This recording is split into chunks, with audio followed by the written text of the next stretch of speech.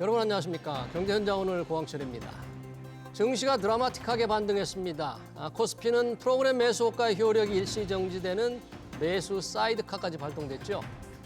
전날 케빈 호시 차기 비연준의장 후보 지명에 따른 폭락으로 매도 사이드카가 발동된 걸 감안하면 너무나 어지러운 롤러코스터 장세입니다.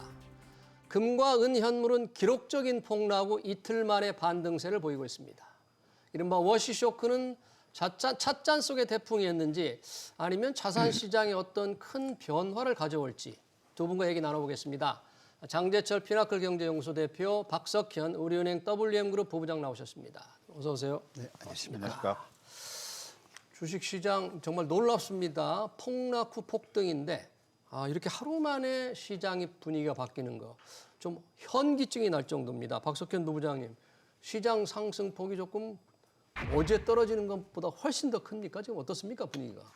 어제 올랐던 것보다 지금 아직 종가가 나오진 않았지만 네. 상승폭이 오히려 좀 커지는 모습을 보이고 있고요. 예. 삼성전자하고 SK 하이닉스가 이제 어제 좀 많이 떨어졌었는데 네. 오늘은 이제 어제 떨어진 거 이상으로 네. 일단 상승을 하고 있고요. 예. 일단 가격 변동성이 상당히 크긴 하지만 네. 기본적인 이제 주가 상승의 근거가 기업이익 전망 이제 호전 그리고 이런 부분들이 상당 부분 전망에 그치지 않고 실현될 가능성이 높다라는 쪽에 좀 신뢰를 보이고 있기 때문에 예. 이 부분이 주가 상승 요인으로 좀 작동을 하고 있다라고 봐야 될 것 같고요. 네. 변동성이 너무 크게 이제 부담이긴 한데 네. 기본적으로는 이익 전망 상향 조정되는 폭이 네. 과거 어느 때보다도 가장 큰 폭으로 지금 조정이 되고 있기 때문에 지금 그럼 이익 전망이 올라가는 게 아마도 삼성전자, SK 하이닉스 같은데 그동안에도 조금씩 이익 전망치를 올해 좀 올려왔는데 더 최근에 혹시 더 많이 올린 그런 리포트 같은 게 있었어요?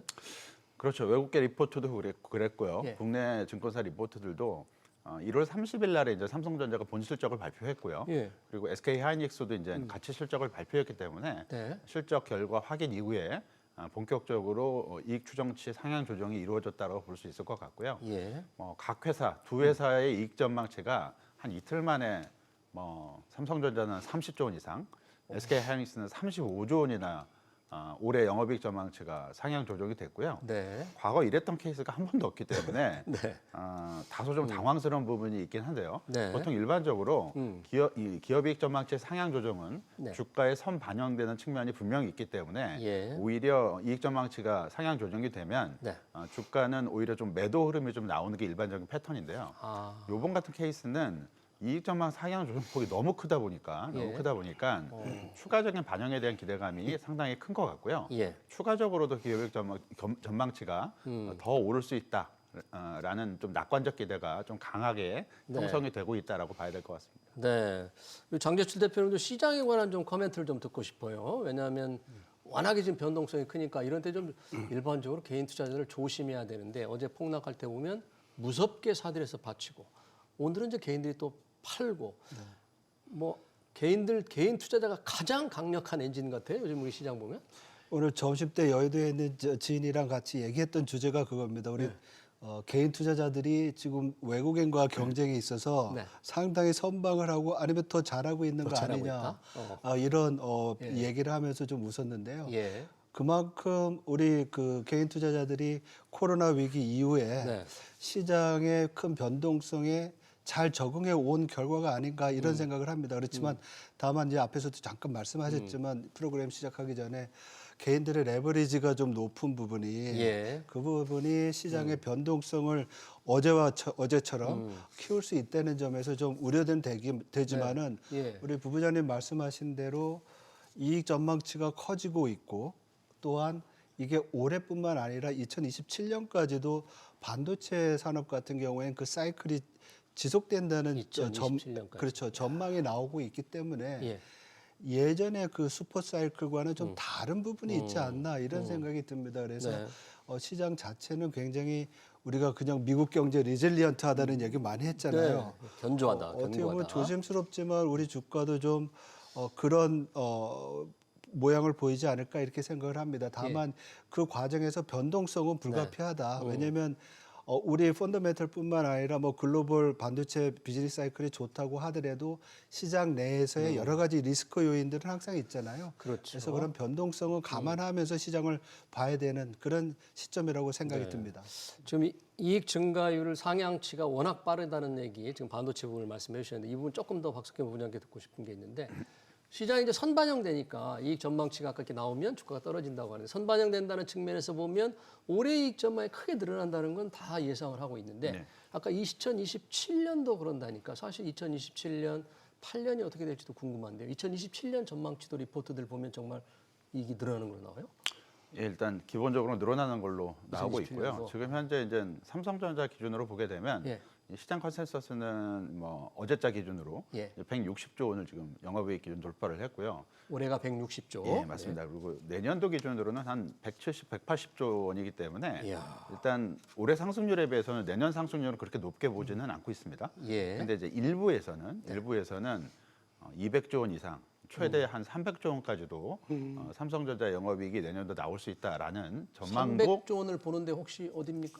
글쎄요, 뭐 외국계 외국계. 증권사라고 볼 수 있을 것 같고요. 근데 아직까지는 이 컨센서스 각 회사들만의 스프레드라고 하는데 이 차이가. 편차가 상당히 큽니다. 네. 그렇기 때문에 이걸 안정적으로 보기에는 조금 이르지 않을까라고 볼 수 있을 것 같고요. 예. 일단 어쨌든 시장에서 예상했던 것보다는 반도체 경기가 올해 훨씬 더 좋은 흐름을 보일 가능성은 높아졌다라고 볼 수 있을 것 같고요. 그러네요. 이게 이제 쉽게 꺾이지는 않는다라고 판단을 해볼 수가 있을 것 같습니다. 이렇게 이익 전망이 상향이 올라가면 주가 수익률 PER도 우리 전통 PER보다 지금 그렇게 높지 않겠네요. 삼성전자나 SK하이닉스가. 상당히 낮고요. 낮고. 뭐 일단 뭐 삼성전자가 지금 올해 실적이 이렇게 많이 올라왔기 때문에 네.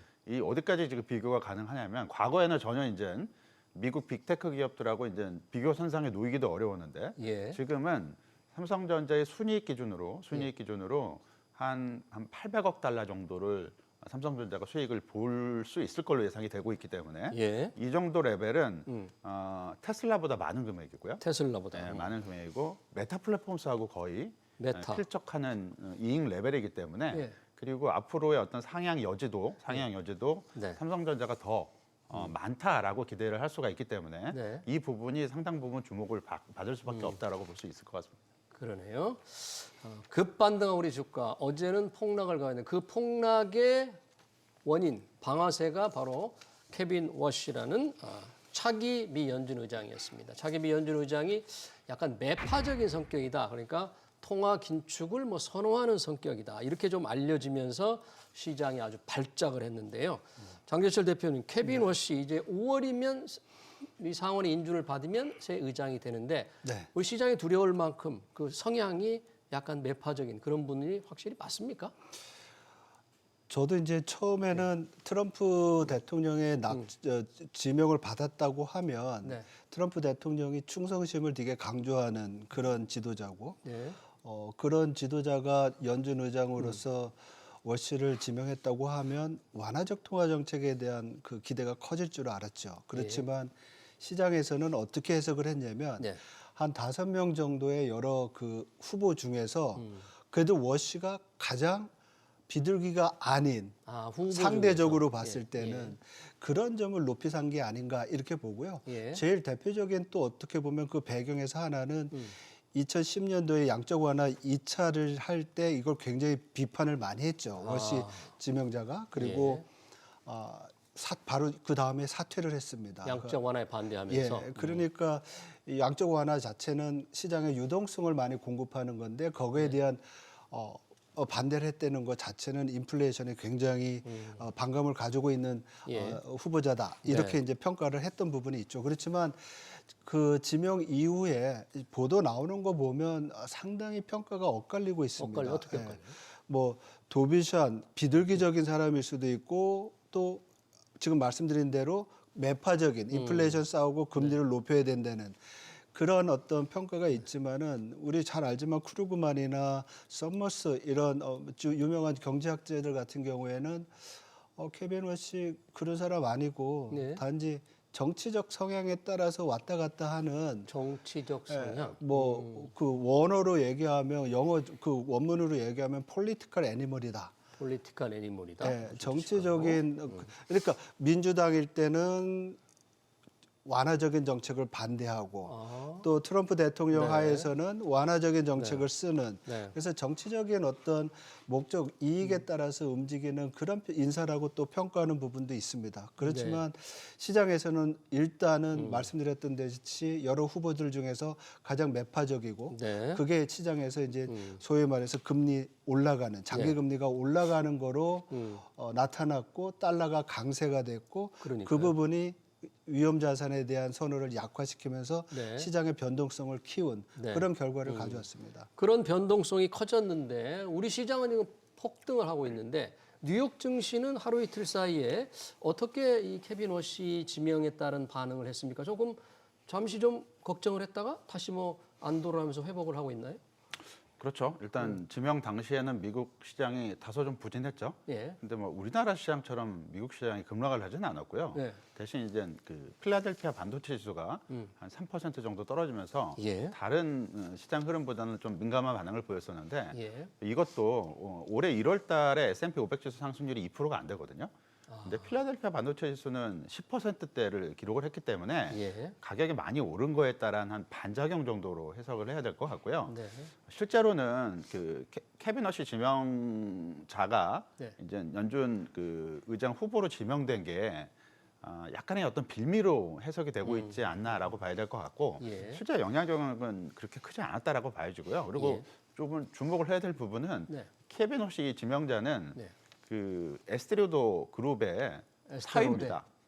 예, 와이프가 에스트리오도의 그 상속권을 갖고 있는 네. 사람이고요. 예. 그리고 또 에스트리오도 회장이 예. 트럼프 대통령이랑 막역한 관계이기 때문에 엄청난 정치 자금을 냈겠군요. 예, 네. 공화당의 상당한 유력 그 예. 후원자이기도 하고요. 이런 배경들을 고려했을 때는 어느 정도는 그 교감이 있는 상태에서 이제 지명이 되지 않았나라고 볼 수 있을 것 같고요. 네. 이런 부분들은 이 새로운 연준 의장이 트럼프 대통령하고 뭐 상당히 반목하지는 않을 가능성이 높고 네. 그것보다는 이분이 연준에 이제 들어가서 특히 이제 12명의 지역 연준 총재들 상당히 보수적인 통화 정책에 의해서 보수적인 성향을 갖고 있는 분들이 많은데 네. 이런 분들하고의 어떤 조화를 그리고 연준의 어떤 리더십 이런 부분들을 어떻게 이끌어 나갈 것인가 네. 이 부분을 오히려 좀 주목을 해야 되지 않을까라고 볼 수 있을 것 같습니다. 지금 말씀 들어보니까 이제 트럼프 대통령의 금리 인하 압박을 어느 정도 수용할 것 같긴 한데 문제는 아까 이제 양적 완화를 반대했던 경력을 감안하면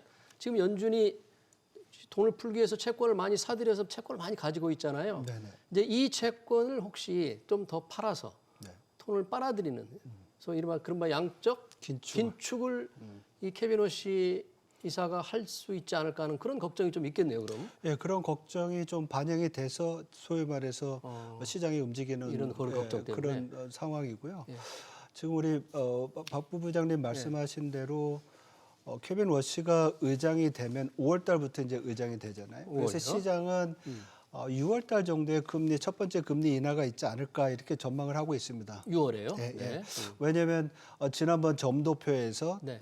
올해 적어도 한 번은 내린다는 그 케빈 워시 들어오기 전에 예. 인사들이 그런 어떤 컨센서스가 있었기 때문에 금리 인하가 온다고 그러면 아마 6월 이후에 이제 한번 올 수 있는 기회는 있을 것 같습니다. 그렇지만 문제는 네. 트럼프 대통령이 원하는 것처럼 과감하고 큰 폭의 금리 인하를 하겠느냐. 네. 거기에 대해서는 시장도 그렇고 저도 그렇고 약간 회의적입니다. 왜냐하면 오늘 말씀하셨지만은 정책금리 결정하는 게 12명이 결정을 하거든요. 예. 그러면 FOMC 그 멤버들 멤버들 중에서 그러면 12명이 다수결로 결정을 하는데 네.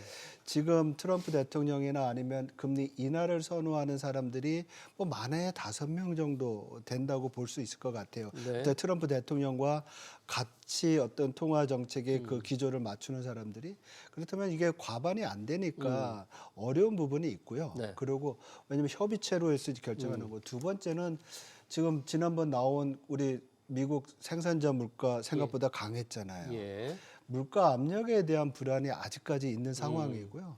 더 중요한 거는 지금 4분기 경제 성장률이 미국에 네. 가버먼트가 이제 정부 폐쇄됐었잖아요. 일부 지금 셧다운 중이죠. 예, 이제 전에.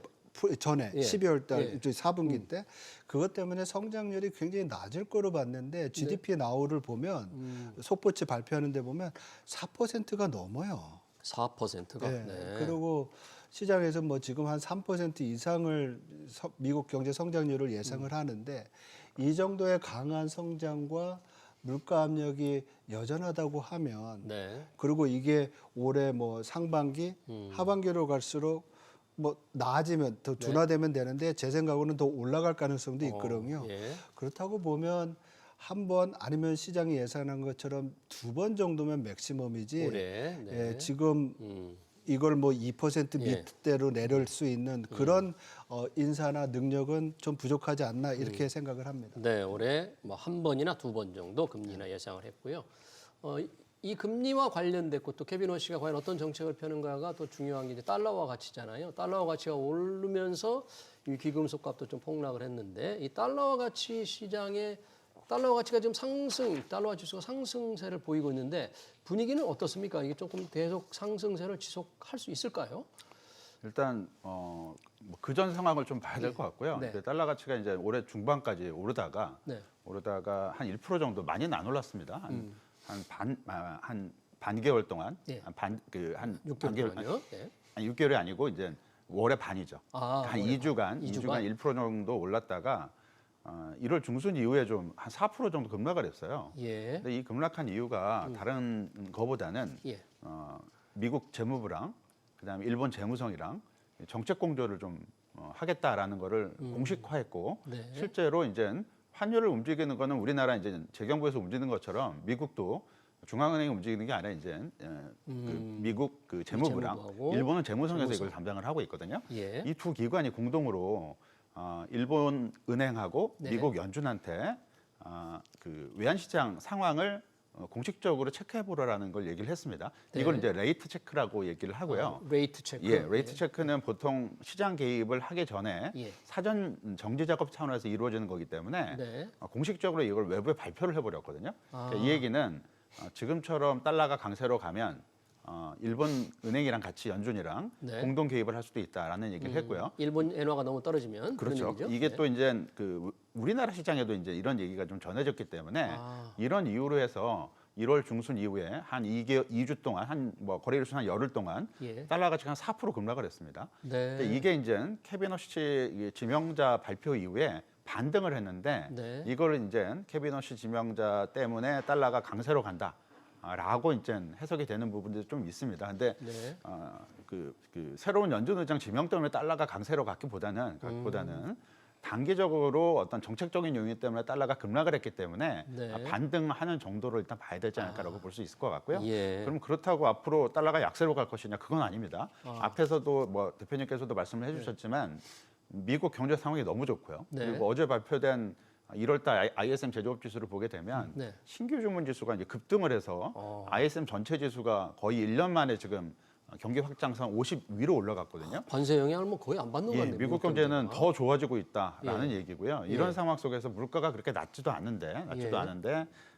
달러가 약세로 간다? 그렇게 보기는 좀 어렵고요. 물론 예. 연준이 공격적으로 금리 인하를 할 것이다라고 예고를 하게 된다면 예. 이 금리 모멘텀으로 달러가 약세로 갈 수도 있겠지만 지금 상황은 그것도 아니거든요. 예. 그러니까 금리도 당분간은 동결이고 예. 연준의 그 미국의 국채 금리도 4.2% 10년물 기준으로 그 위로 지금 약간 움직이고 있고 경제도 좋은 상황 속에서 달러가 약세로 추세적으로 갈 가능성은 좀 제한적이지 않을까라고 봐야 될 것 같습니다. 그러네요. 미국과 일본 간의 레이트 체크, 환율을 사전에 체크한다 그런 얘기네요. 예. 그것이 조금 그걸로 인해서 조금 달러가 조금 뭐 떨어진 측면이 있는데 그게 좀 회복했다는 예, 잠깐 맞습니다. 반등하는 정도 예, 이렇게 봐야지 달러가 계속 뭐 강하게 계속 떨어질 것 같지는 않다 그런 얘기네요. 우리 환율에도 그러면 좀 시사하는 바가 있네요. 미국 달러화가 좀 쉽게 떨어지지 않는다 그러면. 예, 아주 지금 앞에서 설명해 주신 박 부부장님의 설명 중에서 아주 중요한 점을 지적해 주신 부분이 있는데요. 지난 1월 들어서 미국과 일본 재무부가 서로 엔화에 대해서 좀 과도하게 약한 것이라 있다는 데에서 공감을 했었고요. 네. 그 전에 또 우리 기재부랑 또 베센트 장관하고 베센트 장관이랑 또 예. 원화에 대해서 얘기를 했잖아요. 맞아요. 예. 이 부분이 어떻게 보면 그동안에 달러 원, 달러 엔화의 동조성을 우리가 감안해 본다고 했을 때 예. 만약에 앞으로 엔화가 떨어지게 된다고 하면 강세가 된다고 하면 예. 원화가 추가적으로 강세가 될 수 있다라는 배경이 됐었죠. 그래서 엔화가 굉장히 강세가 됐고 원화도 따라서 강세가 됐는데 네. 반대 상황이 일어났잖아요. 예, 그렇죠. 엔화가 다시 이제 달러가 강세가 되니까 엔화도 약세, 원화도 다시 같이 약세가 되는 이런 모습을 보인 것 같아요. 근데 저는 지금 앞에서 말씀하신 부분에 굉장히 공감하는 이유가 달러가 강세가 될 요인이 약세가 될 요인보다 저도 많다고 보고 있어요. 그 부분이 우리 원 달러 환율에도 상당히 상징하는 바가 클 것 같아요. 달러 강세가 되면 그렇죠. 그러니까 달러 원 환율의 하락이 제한을 받을 제한을 가능성, 받는 쉽게 떨어지지 않는다 그렇죠. 그런 얘기죠. 그래서 저는 달러 지수로 봤을 때 전고점이 113가 그랬었거든요. 예. 지금 96, 97, 97점 얼마까지 올라왔는데 저는 96 아래로 내려가기에는 아니면 뭐 더 밑으로 본다면 95 굉장히 어렵지 않을까 이렇게 봅니다. 그러네요. 달러 하락이 달러 강세가 그렇게 견조하지 않을 아니 상당히 지속될 수도 있다 그런 얘기네요. 그렇죠. 달러 강세, 원달러 환율도 하락이 좀 쉽지 않을 것 같다. 여러 가지 변수가 있습니다. 자, 그 귀금속 시장이 정말 난리를 쳤습니다. 특히 금값보다 은값이 훨씬 더 폭락을 했는데 금은 가격은 이틀 연속 떨어졌더라고요. 우리 시장은 하루 만에 반등을 했지만 그러면서 선물 시장에도 조금 오르면서 이틀 후에는 지금 회복세를 보이고 있습니다만 은값이 이렇게 폭락 수준 거의 30% 가까이 떨어진 건 어떻게 지금 금과 은을 비교할 때 어떻게 해석을 해야 돼요? 뭐 무엇보다 이제 많이 올라서 그냥 그런 것 같고요. 네. 뭐 지난해 금 가격이 한 60% 이상 올랐는데 예. 은 가격은 164%가 이제 올라버렸고요. 예. 특히 은 가격은 지난해 하반기에만 110%가 넘게 올랐기 때문에 예. 단기간으로 좀 너무 많이 올랐고 그리고 이제 주목을 해야 될 부분은 미국 상품 선물 거래소에서 예. 가격이 너무 많이 오르다 보니까 네. 조치를 이제 지난해 말에 취했습니다. 그러니까 증거금은 초기 증거금을 이제 올렸는데 증거금을요. 증거금을 인상을 했는데 은하고 금하고 다른 비율로 인상을 했습니다. 금은 조금 올리긴 했어도 은이 더 많이 증거금을 올렸고요. 예. 이것 때문에 지금 그 지난해 말 1월 초에 금은 가격이 약간 조정을 받았죠. 근데 그럼에도 불구하고 1월 달에 추가적으로 급등을 하다 보니까 그렇죠. 선물거래소에서 1월 말에 다시 증거금을 올렸습니다. 다시. 그리고 이번에도 역시 금보다 은의 그 계약거래 증거금을 더 많이 높였기 때문에 예. 이게 이제 은 가격, 금 가격에 이제 급락을 촉발한 요인이 됐고요. 네. 그러면 이제 선물 거래 증거금 인상이 끝났으면 예. 다시 한번 상승을 할 수도 있지 않겠느냐 이렇게 기대를 볼 수가 있는데 네. 그게 좀 어려운 거는 예. 미국 상품 선물 거래 거래소는 기본적으로 상품을 현물을 갖고 있는 사람들을 보호하기 위한 거래소입니다.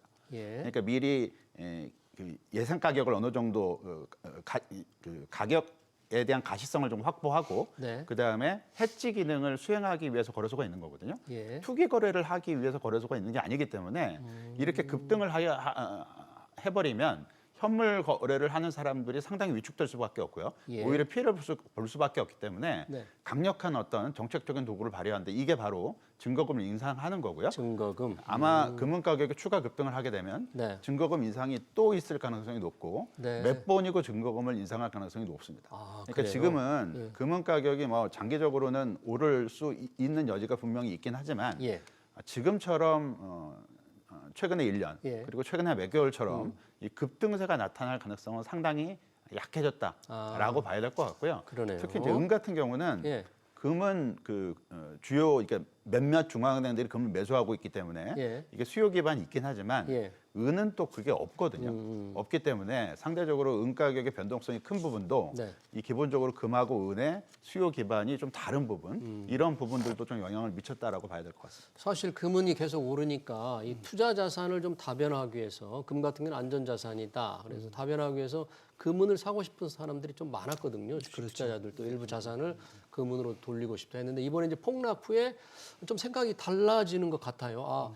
다시 회복을 할 수 있을 거라는 기대감으로 이제라도 살까 하는 사람도 있을 것 같고요. 아니면 금은은 이제 정말 너무 위험한가 은값은 특히 이렇게 생각하는 사람도 있는데 그런 사람들한테는 조금 향후 투자 전략 같은 걸 어떻게 좀 말씀을 해드려야 될까요? 뭐 전통적으로 주식과 채권 60대 40의 포트폴리오에서 금이나 은의 귀금속에 대한 비중을 봤을 때 예. 제가 어디 좀 찾아보니까 뭐 위험 가중, 위험을 생각했을 때의 수익률을 보면 금이나 은이 약 한 15% 정도 들어갔을 때 위험 조정 수익이 좀 극대화된다 이런 얘기를 하더라고요. 예. 그러니까 금과 은이 주식과 채권이랑의 상관관계가 좀 낮으니까 변동성이 있을 때 리스크가 커졌을 때 수익을 보존하는 부분이 있다고 해서 예. 대체 투자 수단으로 이제 우리가 금과 은을 네.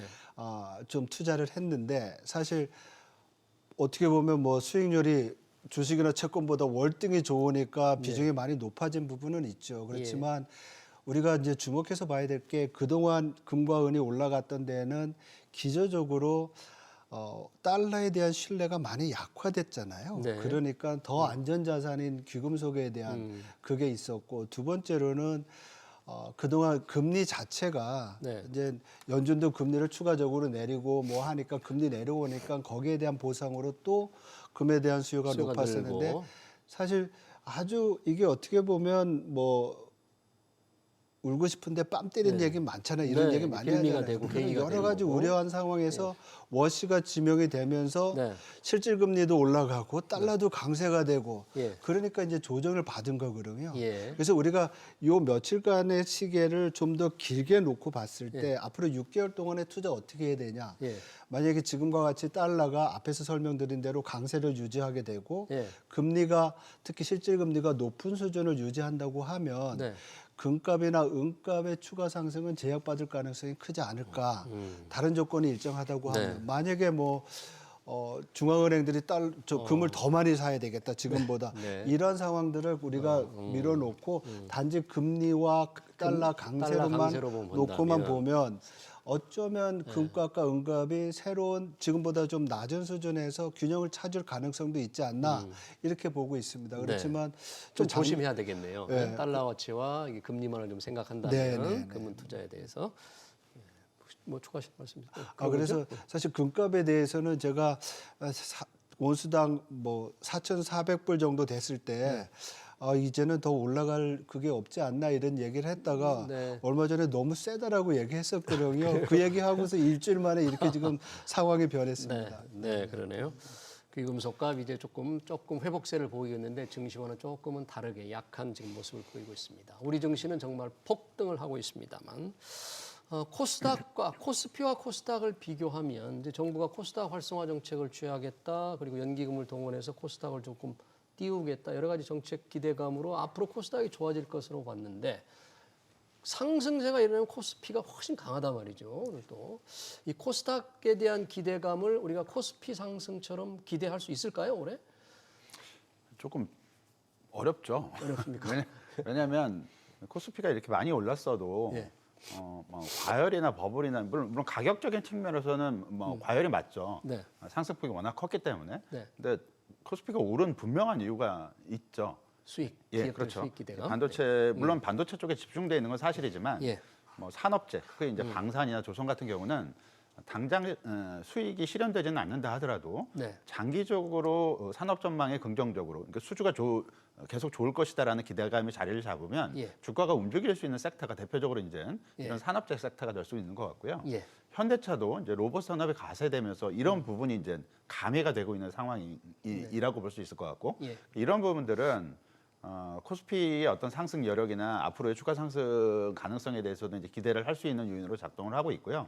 그리고 정부 정책에 대한 기대감에 있어서도 네. 코스닥 시장 활성화 정책은 근거가 좀 없습니다. 네, 근거가요. 예, 그러니까 네. 거래소 시장 코스닥 같은 3천도 막 얘기하는데. 예, 코스피 같은 경우는 네. 이 그 배당 정책을 활성화한다든가 아니면 자사주 매입 정책을 핀다든가 예. 이런 부분들이 구체적인 어떤 주가 상승 여력으로 그 동력으로 작동할 수 있는 요인이 있긴 하지만 네. 정부에서 내놓을 수 있는 코스닥 활성화 정책이 어떤 게 될지는 모르겠지만 이게 일부의 미미한 수급과 관련된 정책이라면 네. 코스닥에 대한 기대감을 좀 과도하게 높이는 요인으로 네. 작동할 수 있다라고 봐야 될 것 같고요. 네. 따라서 포인트는 아직 그 코스닥보다는 예. 코스피 중심으로 네. 포인트를 맞춰서 좀 시장을 바라보는 게 좀 좋지 않을까 보여집니다. 그러면 그런 전제라면 우리 장재철 대표님께서 그러면 역시 반도체입니까? 모두 리포트들이 보면 반도체 추가 상승 때문에 앞으로 주도할 것은 반도체, 메모리 반도체다.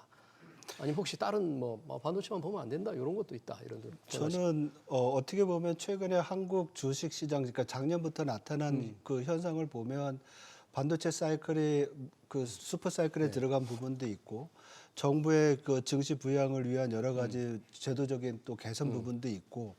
근데 사실 지금 우리가 전부 AI 붐을 얘기를 하잖아요. 예. 근데 AI 붐에 필요한 여러 가지 인프라라든지 네. 반도체, 뭐 배터리, 네. 전력 이런 거에 대한 서플라이 체인이 전력. 한국만큼 잘 갖춰진 나라가 있을까 이런 생각을 합니다. 그래서 앞에서 코스피에 대한 상대적인 뭐 좋은 그 긍정적인 평가를 해주셨지만 코스닥 또한 같은 어떤 산업 생태계 내에서는 추가 상승 여력이 있을 것 같이 보이고요. 그리고 거기에는 반도체 이외에 뭐 배터리, 2차 전지라든지 그리고 방산, 조선 네. 이런 부분 우리 산업 생태계를 지금 이끌어가고 있는 주도 섹터들은 저는 상당히 긍정적인 전망을 해야 되지 않나 이렇게 생각을 합니다. 알겠습니다. 우리 박석균 부부장도 아주 짧게 듣고 싶네요. 조금 주목해봐야 할 업종. 물론 반도체를 뭐 포함 뭐 하시겠지만 반도체 말고 혹시 그래도. 뭐 앞에서 말씀드린 대로 일단 그 뭐 진영학적 위험하고 상관없이 방산. 예, 그 성장하는 산업이 될 가능성이 상당히 높다라고 볼 수 있을 것 같고요. 예. 기본적으로 조선 업종도 조선. 이 같은 테마로 묶일 수가 있기 때문에 조선 방산 그리고 뭐 원전도 여기 포함이 되죠. 기본적으로 산업재 사이클이니까 네. 이런 부분들은 계속 긍정적인 관점에서 접근할 필요성은 있을 것 같습니다. 알겠습니다. 케빈 오씨 차기 미 연준 의장 후보 지명에 따른 시장의 급변동 관련 토론 여기서 마치겠습니다. 장재철 피나클 경제연구소 대표, 박석현 의류은행 WM그룹 부부장이었습니다. 고맙습니다.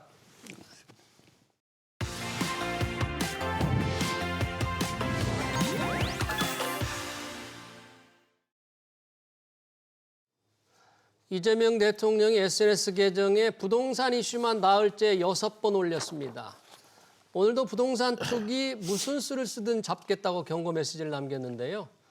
다주택자들 눈물 흘린다는 말에 높은 주거비용 때문에 결혼과 출산을 포기하는 청년들의 피눈물은 안 보이느냐고 반박했습니다. 다주택자 양도세 중과율가 끝나는 5월 9일 전후로 부동산 시장이 어떤 일이 벌어질지 권대중 한성대 일반대학원 경제부동산학과 석좌 교수 모시고 얘기 들어보겠습니다. 교수님 어서 오십시오. 네, 안녕하세요. 5월 9일입니다. 다주택자 양도세 중과 끝나는 날, 반드시 끝나는데 지금 이재명 대통령 빨리 팔아라 그랬잖아요. 매물이 많이 나온다는 뉴스도 있고 별로 안 나온다는 뉴스도 있고 좀 나오고 있어요, 매물? 그 부동산 정보회사의 그 발표를 보면은 아시라는 그 정보회사에서 보면은 22일 날 이재명 대통령이 발표하고 23일 날 하루에 약간 500가구 정도가 서울에 매물이 들어서 약 0.9% 늘었습니다. 네. 그것도 이제 뭐 서울 전체로 볼 때에는 0.9지만 지역별로는 좀 더 많이 나온 데가 있어요. 서초구 같은 경우는 고가 아파트가 많은 지역인데 거기는 한 3.1% 정도 이렇게 뭐 물량이 나왔어요. 그러니까 물량이 좀 나온 거죠. 그래요? 네, 그리고 오히려 나오고 이제 있다, 강남에. 계속 나오는 건 아닌 것 그러니까 지금 같고요. 현재 좀 그 당시에 나왔다. 네. 매물이 그러니까 나오고 조금 잠시 늘었던 것 같습니다. 예. 그리고는 그 다음부터 매물이 증가하지 않습니다. 그 다음부터는요? 네, 지금 그 이후에 이재명 대통령이 몇 번에 걸쳐서 지금 그 계속 강력한 메시지를 보냈는데 그 이후에는 아직 안 나온 상태입니다. 그래요. 그러니까 매물 증가는 한계가 있는 것 같습니다. 그러면 팔 수 없는 상황이 아닐까 그분들이 아니면 팔고 싶지 않을까 그건 이제 모르잖아요. 팔고 싶지 않을까. 팔 수 없는 상황입니다. 왜요? 왜 그런가 하면 그 1가구 2주택이나 3주택의 다주택자들은 자기가 사용하는 게 아니고 일부 전세나 월세를 놨을 거예요. 그러겠죠. 그러면 월세나 전세를 사는 사람들 내보내야만 팔 수가 있습니다. 토지거래 허가구역에서는 매수자가 입주를 해야 되기 때문에 그래요. 2년 입주가 있잖아요. 실거주 입주. 실거주. 그런데 2개월에서 6개월 내에 나가라고 통보를 해야 됩니다. 네. 이미 이제 시간이 2, 3개월밖에 안 남았잖아요. 예. 이제 서둘러서 나가야 되는데 안 나갈 확률이 높고 또 하나는 이제 계약갱신 청구를 해버리면 안 나가게 됩니다. 그렇죠. 그럼 2년 더 살게 되죠. 여기에다가 매수자가 현금이 만약에 부족할 경우에 대출을 받아야 되는데 서울의 평균 주택 가격이 지금 12억이 넘었습니다. 대출 안 해주잖아요. 네, 근데 6억 원 이하로 대출을 받아서 그 집을 살 사람 같으면 벌써 오르기 전에 많이 샀어요. 네. 지금 이 상황에서 가격이 떨어지지 않은 상태이기 때문에 네. 매수자가 그렇게 늘어나지는 않을 거라고 봐요. 그래서 임차인이 나가는 시간도 부족하고 대출도 어렵고 네. 실거주가 어렵다면은 매물을 내놔도 매수자가 없어서 매매하기가 어려워지지 않나 그런 상황입니다. 이거 한마디로 말해서 팔고 싶어도 다주택자들은 팔 수 없는 상황이라는 진퇴양난이죠. 진퇴양난인데 네. 그런 것 때문인지 지금 5월 9일 계약만 하면 네. 이 잔금은 한 뭐 좀 길게 잡아서 네. 한 6개월 정도까지는 치르면 이게 다주택자. 근데 5월 9일까지 얼마 남지 않았는데 계약만 그러니까 5월 달에 없다 보고 3월, 4월 달에 해야 4월 달. 되는데 그렇죠. 뭐 구정 끼고 네. 근데 시간이 매수자를 없다고 구하기가 보통 어렵다는 얘기죠. 그때까지. 그러면 이제 가격을 많이 낮추지 않으면은 매수자를 구하기도 어려운데 네. 설령 매수자를 구한다 하더라도 임차인이 나갈 시간이 안 됐다면은 네. 내보내기가 쉽지 않다는 얘기죠. 아, 임차인이 네. 내보낼 수 없으니까. 근데 실거주 요건 때문에 수요자가 소유자가 들어가게 되면 나갈 수 있는데 예. 임차인이 버티고 있으면 못 나가지요. 그러네요. 네, 그런 문제가 발생할 수 있습니다. 다주택자들이 꽤 많을 텐데. 이게 서울의 2024년도 국가 데이터 예. 처에서 발표한 자료를 보면요. 네. 1가구 2주택 이상이 37만 2천 명입니다. 네. 그다음에 경기도가 예. 56만 1천 명입니다. 아, 그렇군요. 이게 상당히 많은데 사실은 서울에 37만 2천 명의 다주택자가 강남만 다 갖고 있느냐, 서울만 갖고 있느냐, 그런 건 그건 아니겠죠. 아닙니다. 네. 수도권에도 있고 지방에 또 상속증여 받은 주택도 있을 수 있어요. 그러니까요. 이게 실제 서울의 다주택자는 약 한 25만 명 정도 되지 않겠나 추산해 볼 수 있습니다.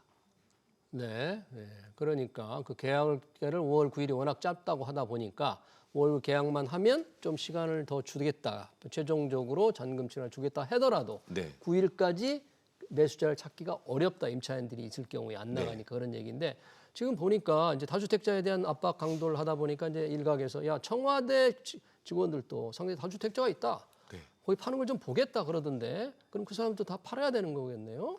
정치인들의 약 한 3분의 1 정도가 강남에 살거나 다주택자라고 하는데 정치 의원들의 당연히 네. 청와대뿐이 아니라 의원들도 다주택자 팔아야 되겠죠. 네. 뭐 모범을 보여야 되니까 당연히 팔아야 됩니다. 그분들도 팔 수 없는 사장이 있을 거 아닙니까? 그렇죠. 그분들도. 네, 그러니까 그분들이 판다 하더라도 역시 매수자는 대출이 안 되거나 예. 적게 되거나 또는 뭐 임차인이 있다 그러면 예. 쉽지 않을 겁니다, 본인들도. 네. 네.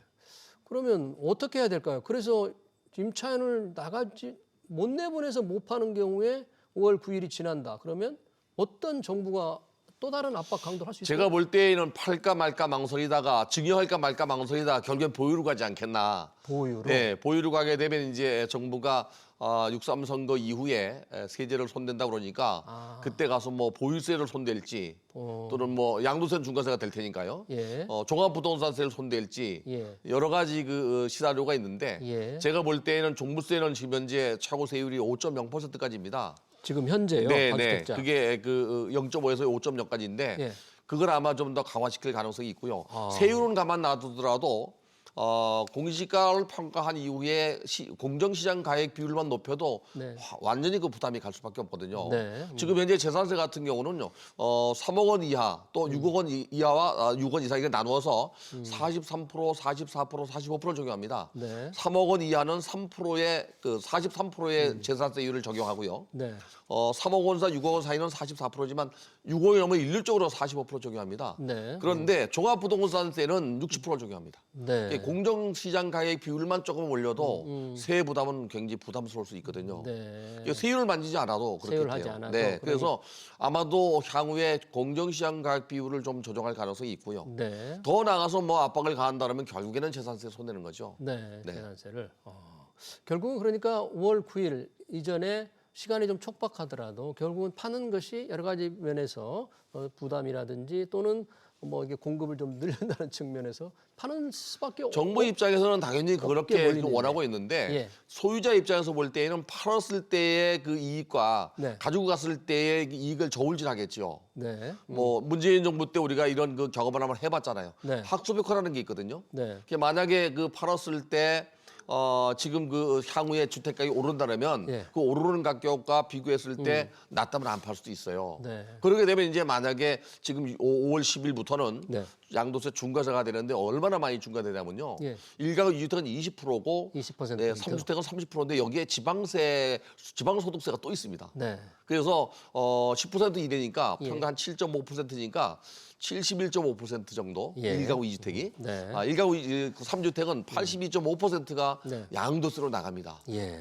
팔을 경우에 그렇죠. 그렇죠. 근데 만약에 팔지 않으면 이제 월세로 돌릴 가능성이 있어요. 예. 지금 전세 놓은 사람들은 월세로 전환을 하거나 또는 그 조세 전가가 생길 수도 있거든요. 예. 세율이 올라가면 예. 그런 게 이제 문제죠. 예. 시장이 이제 더 오르지 않을 거라는 뭔가 안정감을 주면은 더 팔 수가 있을 텐데 팔 때의 이익과 보유할 때의 이 부담을 서로 이제 차지를 비교를 해보면서 과연 어떤 결과가 나올지 지켜봐야 되겠는데 이재명 대통령이 얼마 전에 얘기했을 때 수백 채 가진 사람이라는 표현을 썼습니다. 네. 다주택자. 네. 아마 등록 임대주택 사업자들 그렇죠. 임대사업자 등록을 한 사람들이죠. 그분들에게도 그분들은 지금 세제 혜택을 받고 있는 거잖아요. 임대 기간 동안에. 임대 기간. 근데 임대 그 기간 당시 이제 4년, 8년 임대를 났습니다. 예. 네. 8년이잖아요, 지금은.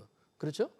지금은 6년, 10년입니다. 10년입니까? 예, 그러니까 예전에 문재인 정부 당시에 2018년도, 예. 2017년도 12월 17일 날인가요? 16일 날 발표했던 임대사업자 등록 활성화 방안에 그 당시에 하게 되면 이제 이게 세제 혜택을 줬는데 네. 임대 기간 동안에 당시에는 4년, 8년이었습니다. 네. 근데 8년짜리가 끝나대죠. 8년짜리가 끝날 때가 된 거잖아요. 네, 네. 그러면 5월 9일이라는 기점에 맞춰서 본다면 만약에 5월 9일 이후에 그 8년짜리 만기가 끝난 경우에는 어떻게 되는 겁니까? 일반 세율 적용입니다. 일반 세율 적용됩니까? 5월 9일 전에 끝나면. 그 전에는 혜택을 받죠. 그러면 그분들은 임대주택 사업자로 등록을 하고서 했는데 5월 9일이라는 시간 때문에 나중에 불이익을 받는다 이런 생각할 수도 그렇죠. 있겠는데요. 뭐 한두 가구가 아니고 10가구, 20가구 또 그 이상 되면은 그거를 분양할 수가 없는 상황이 되기 때문에 네. 불이익을 당한다고 얘기할 수 있습니다. 혹시 무슨 보완 대책 필요? 만약에 뭐 이재명 대통령 말씀대로 뭐 100가구, 200가구라면 분양해야 되겠죠. 분양을 예, 분양해야 되겠죠. 아니 뭐 임차인한테 우선 분양을 준다든지. 우선 분양한다. 그 짧은 시간에 그렇게 하기가 쉽지 분양은 않겠네요. 될 거예요. 분양은? 네. 분양은 뭐 지금 주택 공급이 부족하니까 분양은 될 거예요. 예. 근데 얼마에 분양하느냐가 문제죠. 예. 네. 더욱 특히 이제 그 일반 분양할 때 예. 지금 현재 서초, 강남, 송파, 용산은 분양가 상한제가 적용됩니다. 분양가 상한. 네. 그 다른 지역은 적용 안 되거든요. 예. 그러면 자기가 만약에 높은 가격으로 원해서 부르게 되면 분양 안 될 수도 있죠. 안 되게 되면 일반 세율 적용 받습니다. 그러니까 다주택자 임대 등록을 정부가 조금 당시 임대차 시장을 활성화시키기 위해서 네. 권장을 한 거잖아요. 이제 와서 이제는 이렇게 거꾸로 가니까 너무 정책이 그 문제가 있다 그런 분들한테 그런 정권이 바뀔 때마다 정책이 변하니까 사람들이 이번 정부만 견뎌볼까 이렇게 자꾸 학습효과가 된다니까요. 네. 일관성 있는 정책으로 가야 되는데 예. 이게 문제죠. 네, 우리 국민들이 참 적응하기도 쉽지 않겠습니다. 자, 이 집값이 오르는 그 근저에 이제 공급 불안이 참 많은데 1월 29일 공급 대책이 네. 발표됐지 않습니까? 그런데 그 중에서 공급량이 가장 많은 곳, 용산 국제업무지구라든지 또는 과천 경마장, 네. 태릉 골프장 벌써 지자체나 에서 좀 반발이 많다는데 어떻게 보세요, 이 부분을요? 우선은 문재인 정부 당시에 그 태릉 골프장을 하려다 못했잖아요. 예. 이제 서울시하고 지금 그 충돌이 되고 있고요. 또 용산도 원래는 8천 가구를 최대로 잡았는데 10,000 가구가 공급하겠다고 했고 과천 같은 경우는요. 예.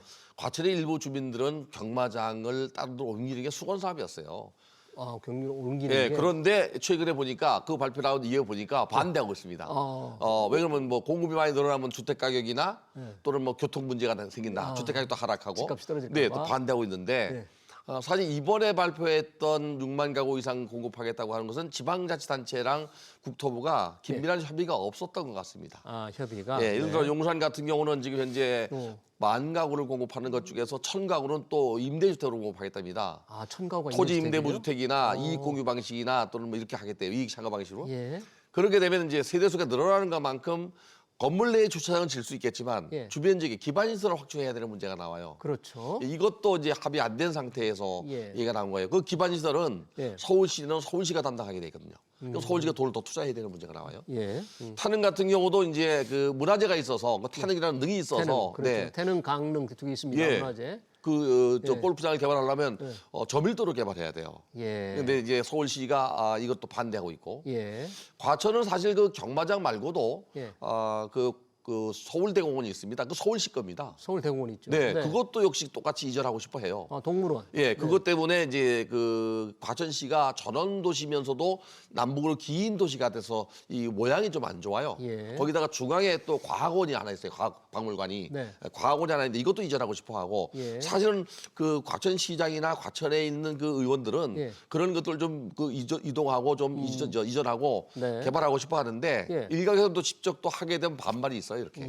그러면 그 반발은 과천 같은 경우는 그 반발을 중앙정부와 지자체를 좀 설득해서 넘어설 수 있을까요? 경마장 제가 볼 때는 교통 옮기는 문제가 가장 커요. 교통. 네, 지금 경마장이 어디로 갈지 정하지 않은 상태에서 발표했거든요. 그렇죠. 교통이 그 서당역 쪽으로 나오는 남태령 고개하고 양리로 나오는 길밖에 없습니다. 예. 그리고 여기는 지하철 4호선밖에 또 없습니다. 4호선. 네, 여기 뭐 GTX 가는 것도 아니고. 예. 그래서 교통을 좀 더 이렇게 원활하게 해준다 그러면 예. 그런 부분은 뭐 해결될 수 있지 않겠나. 네. 그런 생각이 들고요. 그리고 그 과천은 48만 평 택지를 개발하고 있어요. 예. 그게 아마 올 연말부터 내년 상반기에 일부 택지를 분양할 텐데 네. 그게 개발된다 하더라도 지금 경마장이나 이런 쪽이 이전해야 그 도시의 모양도 그렇고 또 접근성도 좋아지기 때문에 네. 아마 결국에는 그거는 이전할 거라고 보여져요. 제 생각에. 결국은 시간이 네, 걸릴 겁니다. 시간이 걸린다. 시간은 이제 정부가 예고했던, 계획했던, 기대했던 것보다는 걸릴 수 있다. 자, 여러 가지 재택, 공급 대책, 지금 세금 대책, 결국 세금을 더 강화할 것 같은데 이러고도 이러면 이제 집값이 좀 잡힐까요? 그러나저나. 저는 안 잡히다고 봐요. 왜요? 또 왜 그렇게 또? 강남이나 이 서울이나 공급은 아무리 해도 모자랍니다. 예, 아무래도 모자란다. 네, 그 이유는 서울에 자가주택 보유율과 자가주택 점유율이 있습니다. 예. 자가주택 보유율은 내가 내 집에 사는 거고 예. 자가주택 점유율은 그런데 자가주택 보유율은 내 집을 갖고 있는 거거든요. 네. 내 집을 갖고 있는 사람이 61%밖에 안 됩니다. 네. 약 한 61%, 40% 정도가 집이 없기 때문에. 그럼 어떻게 해야 됩니까? 잡으려면 더. 그래서 지금까지는 이제 공급을 늘리면서 수요를 억제하는 정책을 네. 썼잖아요. 저는 개인적으로 수요를 분산하는 정책도 좀 써야 된다고 봐요. 수요 분산. 네. 예를 들어 강남에 사는 사람들이 예. 이참에 집을 팔고 고가의 집을 팔고 예. 지방으로 간다면 양도세를 면제해주거나 뭐 50% 감면하면 가지 않을까요? 예전에 그렇게. 5억, 10억짜리가 지금 30억, 50억 됐잖아요. 예. 지방으로 가면은 뭐 5억이면 초화주택을 살 수 있고요. 예. 나머지 돈 가지고 평생 다 못 씁니다. 인센티브를 줘서 수요를 네, 분산시키는 이것도 이제 방법? 필요하지 않겠나. 예. 서울에 사는 사람들이 지방으로 가는 것도 좀 더 장려할 필요가 있다. 그래서 예. 수요 분산 정책도 같이 써야 돼요. 네. 알겠습니다. 부동산 시장 최근 세금으로 부동산 시장을 갖겠다는 정부 정책 관련 얘기 잘 들었습니다. 지금까지 권대중 한성대 일반대학원 경제부동산학과 교수였습니다. 교수님 고맙습니다. 감사합니다. 네, 경제 현장 오늘 저희가 준비한 것은 여기까지입니다. 시청해 주신 여러분 고맙습니다.